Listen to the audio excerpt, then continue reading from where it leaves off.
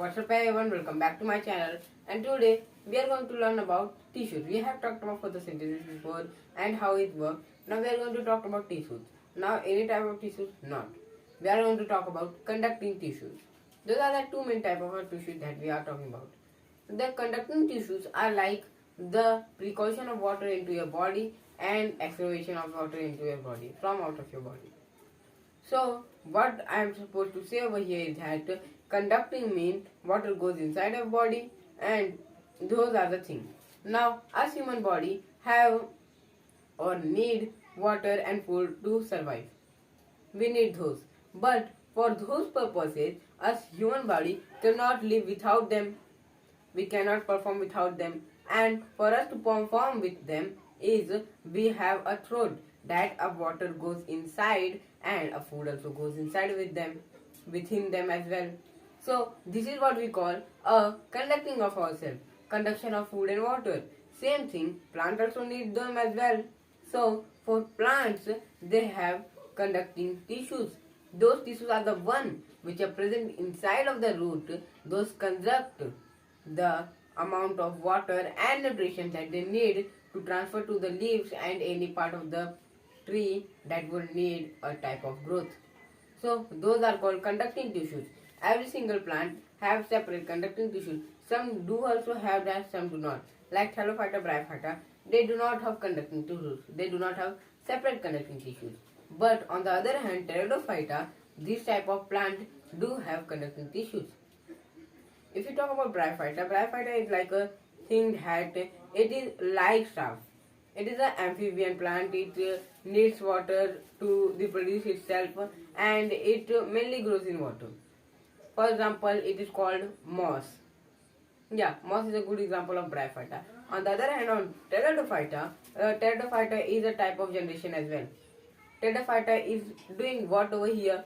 It is a type of plant which have well developed root, stem, but it does not have thing called reproductive organ.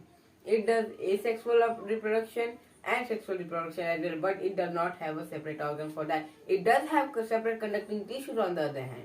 It does have those which lead to a good amount of observation, but it does not specifically have the separate thing that it deserves. So those are the matters that are really lacking behind itself and among itself as well. So those are the things that reveal themselves about every and every single matter that we have ever thought about, and never going to expect it again and again, because those are the matters that we have ever thought. Those are the matters that we ever think about. And sorry for the noise, there's a lot of noises that are coming over here, but those are the things, okay? Those are the actual freaking things that we have to talk about. Because those conducting tissues contain of leaf, stem, root and other things that are present in everything. Now angiosperm and gymnosperm, these are the things. I am talking about classification of plant, and it's about plantae, I think so. Plantae persista between these things, and those are the things that are going to happen again and again, because I am going to talk about this topic since the day I did. So these are the topic, the separate conducting tissues, every single matter that we have ever talked about in the Floria, the moss, the Spirogyra. Spirogyra, it is a very good drawing. It's a clean diagram that has cell wall, paranoid and chloroplast, spiral chloroplast at the nucleus. This is only Spirogyra. And it also have life stripes, it's like in the prison. So this is pretty cool, and this is what a classification of plant, of protista, plantae, algae, animalia, anything that we have caused about every single life. And if we talk about unicellular organism which has only one cell about it, it's called a unicellular, we all know that. And multicellular organism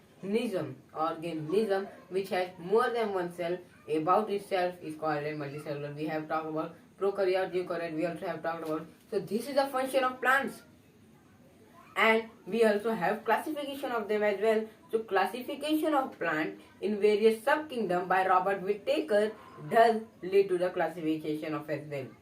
So Robert Whittaker was the one who taught about classification of plant. We get the real knowledge about them as well. So I hope you understand all of these things. If you did understand, make sure to like this video, subscribe to my channel. Thanks for watching.